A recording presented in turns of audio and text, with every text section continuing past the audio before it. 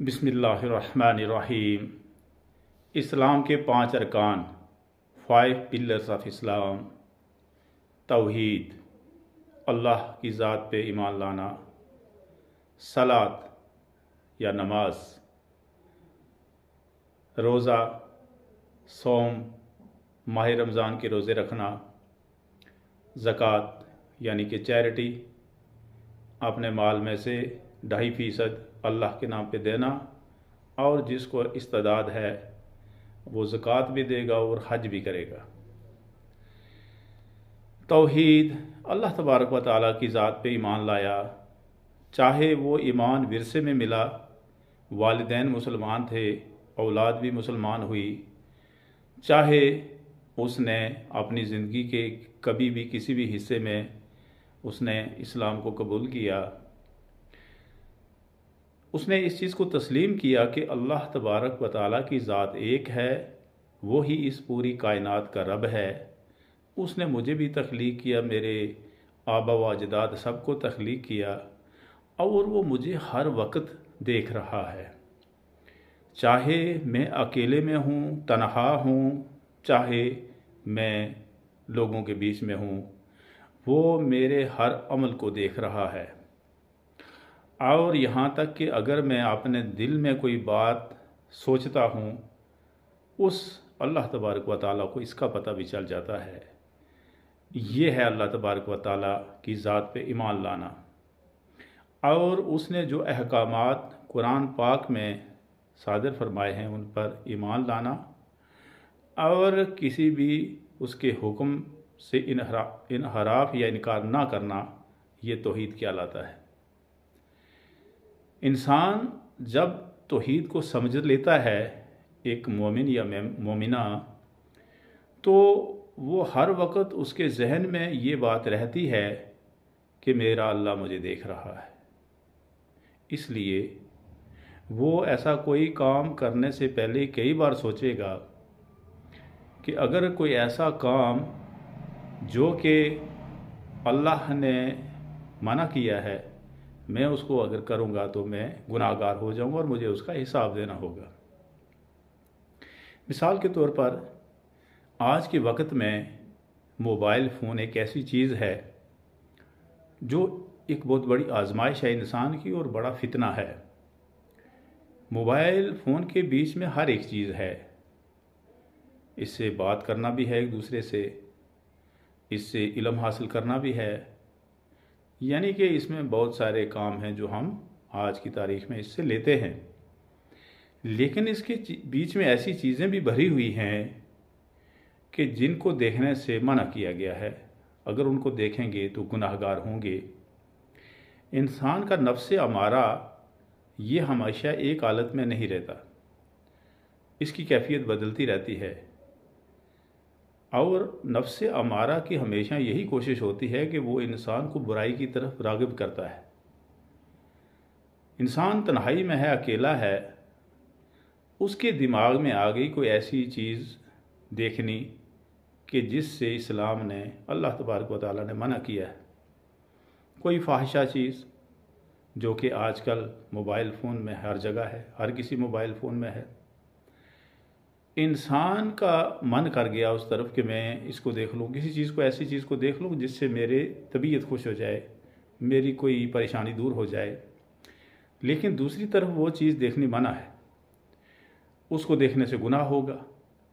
और ऐसे वक्त में अगर इंसान के दिलो दिमाग पर अल्लाह का खौफ छा जाता है, तारी हो जाता है, और वो इंसान वो चीज़ जो कि मना है उसके देखने से बाज रहता है, गोया कि वो तौहीद पर अमल करने वाला, उसको पता है कि तौहीद क्या चीज़ है।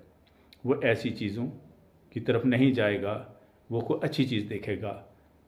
कोई कुरान पाक खोल लेगा, उसकी तिलावत करेगा, हदीस खोलेगा, उसकी तिलावत करेगा, कोई कुरान पाक की आयत को याद करेगा, किसी आयत का मतलब देखेगा, उसकी तफसीर देखेगा, तो गोया कि उसने अल्लाह की ज़ात को तस्लीम किया, वो तौहीद को माना उसने।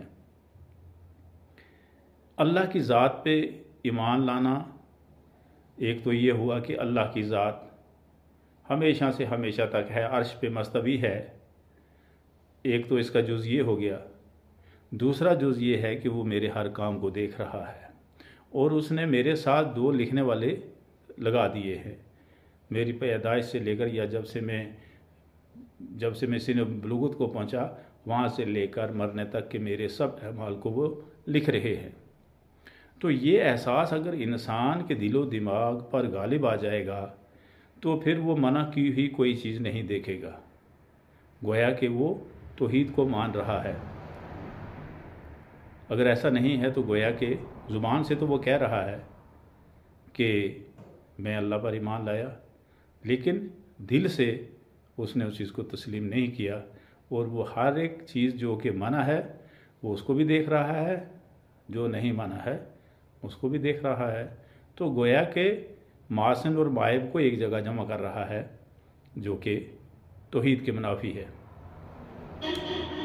दूसरी चीज़ जो तौहीद के बाद सबसे ज़्यादा ज़रूरी है और जिसका सबसे ज़्यादा हुक्म अल्लाह तबारक व तआला ने सादर फरमाया है, वो है सलात या नमाज या प्रेयर। 24 घंटे में 5 वक्त की फ़र्ज़ नमाज वक्त अव्वला भी पढ़नी है, उसको कहते हैं नमाज का कायम करना। अज़ान हो गई, फ़ौरन मस्जिद में जाकर के नमाज़ पढ़ ली। ये मर्दों के लिए है और औरतें अपने घरों में पढ़ेंगी।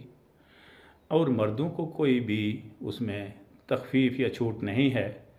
अगर खड़े होकर के किरात नहीं कर सकता, क़याम नहीं कर सकता तो बैठ कर करे। अगर बैठ कर भी नहीं कर सकता तो लेट कर या इशारे से ही नमाज को अदा करे। ये उसकी आखिरी सांस तक ये बात उस पर लागू है। ये 5 वक्त की नमाज, जिसको मैंडेटरी सलात या मैंडेटरी प्रेयर्स कहते हैं, ये उसको अदा करनी है। और अल्लाह ने कुरान पाक में फरमाया है कि बेशक नमाज मोमिनीन के ऊपर वक्त मुकर्रा पर फ़र्ज़ की गई है, उसको टालना नहीं है, उसको पीछे नहीं करना है। दुनिया के बाकी काम पीछे हो सकते हैं। मैं अपने घर में कोई काम कर रहा हूँ, मैं उसको तरतीब दे सकता हूँ आगे पीछे, लेकिन जहाँ तक नमाज का ताल्लुक़ है तो उसको वक्त पर अदा करना है और उसको कायम करना है। एक वक्त की भी छूटेगी तो गोया कि वो दोबारा हासिल नहीं हो पाएगी। बिलाशक क़ज़ा का प्रोविज़न है, लेकिन वो जो सवाब था उसको वक्त पर पढ़ने का, वो हम हासिल नहीं कर सकेंगे। और सबसे ज़्यादा हुक्म इसी का है, नमाज का। और अल्लाह पाक ने फरमाया है कि जो मोमिनीन हैं वो नमाज से और सब्र से मदद चाहते हैं, या उनको फरमाया कि ईमान वालों नमाज और सब्र से मदद चाहो। जब भी कहीं परेशानी हो नमाज पढ़ो और फिर सब्र करो। अल्लाह तबारक व तआला सब्र वालों के साथ है। अब नंबर 3 जो है वह है माह रमज़ान के रोज़े रखने। 29 या 30। चाँद अगर 29 का है तो 29 रोज़े बनेंगे, अगर 30 का है तो 30 रोज़े बनेंगे। साल में एक बार आते हैं और वो रखने हैं। उसमें भी जो अगर कोई सफ़र में है या बीमार है तो वो क़ज़ा करके बाद में कभी साल के जो बाकी 11 महीने हैं उनमें वो थोड़े थोड़े करके पूरा कर सकता है, लेकिन अगले रमज़ान से पहले पहले। या कोई औरत हैज़ से है या नफास से है तो उन दिनों के वो रोज़े भी क़ज़ा करेगी। उन दिनों की नमाज क़ज़ा नहीं होगी, वो माफ़ है, अलबत्ता रोज़े उसको क़ज़ा करने हैं। और ये इसका सवाब बहुत ज़्यादा है। अल्लाह तबारक व तआला ही जानता है कि एक रोज़ादार को वो उसका कितना अजर देगा, उसकी अजर कितना रखा है ये अल्लाह ही जानता है। और ये साल में एक बार 30 रोज़े रखने हैं, ये जो ज़रूरी है, मैंडेटरी हैं या जो फ़र्ज़ है। उसके अलावा भी महीने में अगर कोई रोज़े रखता है, जैसे अयाम बीत के रोज़े होते हैं, चाँद की 13, 14, 15, या नबी रहमत सल्लल्लाहु अलैहि वसल्लम सोमवार का और वीरवार का रोज़ा भी रखा करते थे। तो ये तो हैं जिनको हम नवाफिल कहते हैं, नफली रोज़े हैं। और एक रोज़ा जो है वो इतना सवाब देता है कि वो एक मोमिन या मोमिना को 70 साल दूर कर देता है जहन्नुम की आग से। तो ये 3 चीज़ें हो गई, तौहीद, नमाज, रोज़ा। तौहीद, सलात, सौम। अब आगे वाली जो 2 चीज़ें हैं वो उन लोगों के लिए हैं जिनको अल्लाह ने माल और दौलत काफ़ी दिया है कि जिसके ऊपर ज़कात उसके ऊपर फ़र्ज़ हो जाती है, तो उसको 2.5 यानी 2.5% उसको अपने माल का अदा करना है। 100 रुपये में से 2.5 रुपये या 1 लाख रुपये में से 2,500 रुपये वो साल में एक बार उसको अदा करने हैं।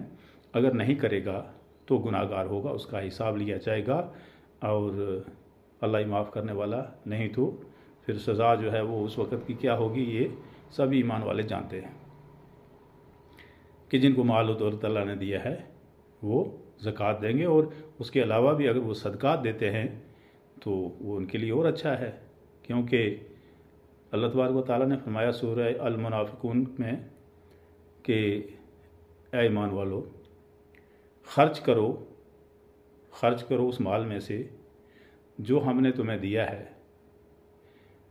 ताकि ऐसा ना हो कि जब आपके ऊपर आखिरी वक़्त आ जाए तो आप में से कोई ये कहे कि या अल्लाह मुझे थोड़ी सी और मोहलत दे दे कि मैं तेरे नाम का सदका करूं और नेक लोगों में शामिल हो जाऊं।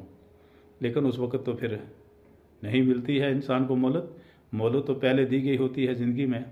तो लिहाजा अपनी ज़िंदगी में ही ज़कात के अलावा भी सदक़ात जो है अल्लाह तबारक व तआला के हुक्म के मुताबिक वो देने बहुत ही फ़ायदेमंद हैं। क़यामत के दिन उसका बहुत ज़्यादा अजर व सवाब मिलेगा और वो निजात का बाइस बनेंगे इंशाअल्लाह। नंबर 5 पे है हज, कि अल्लाह तबारक व तआला ने किसी को इतनी माल और दौलत दी है कि वो हज कर सकता है, उसके पास अपने कुंबे के अखराजात के अलावा इतना पैसा है कि वो हज करे ज़िंदगी में एक बार, कम से कम एक बार जो फ़र्ज़ है, बाकी नवाफिल हो जाएंगे अगर वो ज़्यादा करता है, लेकिन एक फ़र्ज़ है तो उसको हज अदा करना है। अगर हज अदा नहीं करेगा तो उसका भी हिसाब होगा कि मैंने तुम्हें माल और दौलत दिया था, तुम बैतुल्लाह शरीफ जा सकता था, तुम बैतुल्लाह का हज कर सकता था, तो क्यों नहीं किया?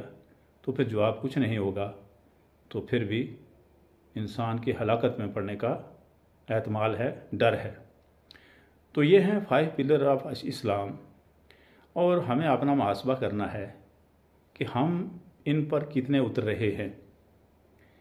हम जब से बालिग हुए हैं अभी तक हमने तौहीद को किस तरीके से अपने अंदर दाखिल किया है, हम अल्लाह से किस हद तक डरते हैं, हम नमाज को वक्त पर पढ़ते हैं या नहीं पढ़ते, या टाल कर पढ़ते हैं, अगर पढ़ते भी हैं तो हमारा ध्यान कहाँ होता है, दिल जमी से पढ़ते हैं, आहिस्ता आहिस्ता पढ़ते हैं, या जल्दी जल्दी किसी परिंदे की तरह जैसे वो चूंचे मार रहे ठोंगे मार करके चले जाते हैं, ख्याल हमारा कहीं और होता है। ये चीज़ का मुहासबा भी ज़रूर करना है।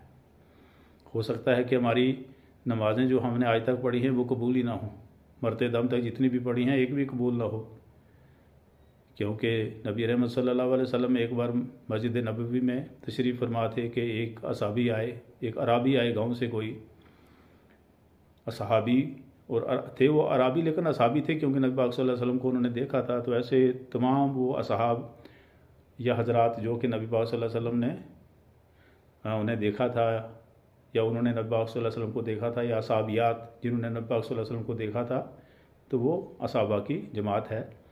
तो वो नमाज़ उन्होंने पढ़ी, तो नबी पाक जब वो जाने लगे तो अरबी में नबी पाक सल्लल्लाहु अलैहि वसल्लम ने फरमाया, मैं उर्दू में कहता हूँ कि तुम नमाज को लौटाओ, तुम्हारी नमाज नहीं हुई।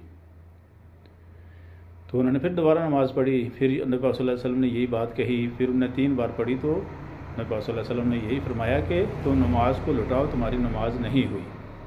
तो फिर उन्होंने फरमाया या रसूलल्लाह मुझे तो ऐसी आती है। तो फिर नबी पाक सल्लल्लाहु अलैहि वसल्लम ने बताया कि इस तरीके से आराम से दिल जमी के साथ ठहर कर नमाज़ पढ़ो। ये जल्दी जल्दी जो तुम नमाज़ पढ़ते हो, ना तो तुम्हारा क़ियाम पूरा है, ना रुकू ठीक है, ना सजदे में ठीक से तुमने जो है अल्लाह तबारक व तआला का जिक्र किया, और इस तरीके से तुम जल्दी जल्दी ये हुई नहीं नमाज बिल्कुल।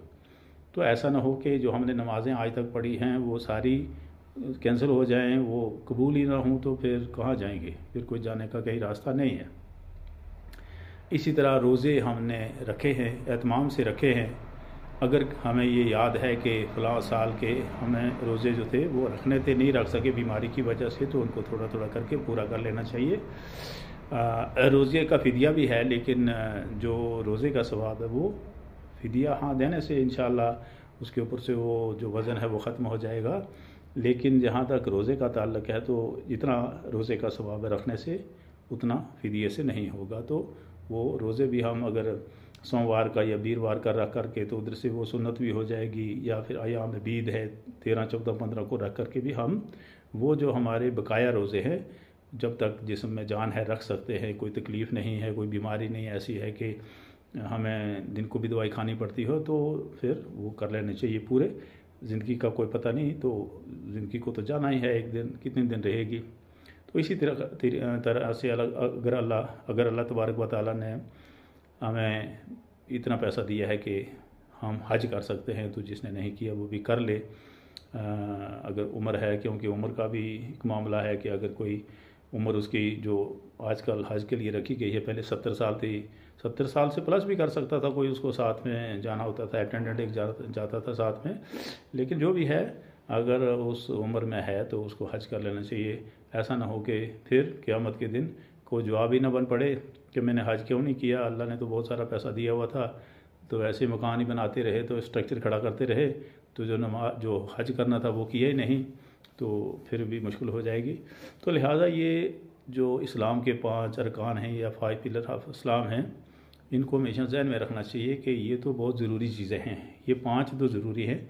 उसके अभी अलावा जो कोई नेकी करता है, तो अल्लाह पाक ने फरमाया कि जो अपनी तरफ से नेकी करता है तो अल्लाह कदरदान है, वो उसको सिला देगा। तो नेकी का काम तो हमें पता ही है कि नेकी क्या है और बुराई क्या है। तो अल्लाह तबारक व तआला तौफीक दे। दुआ है कि अगर बयान में कुछ गलती हो तो अल्लाह तबारक व तआला माफ़ फरमाए। यही दुआ रहेगी हमेशा। वाखिर दावाना अनिल हम्दुलिल्लाहि रब्बिल आलमीन।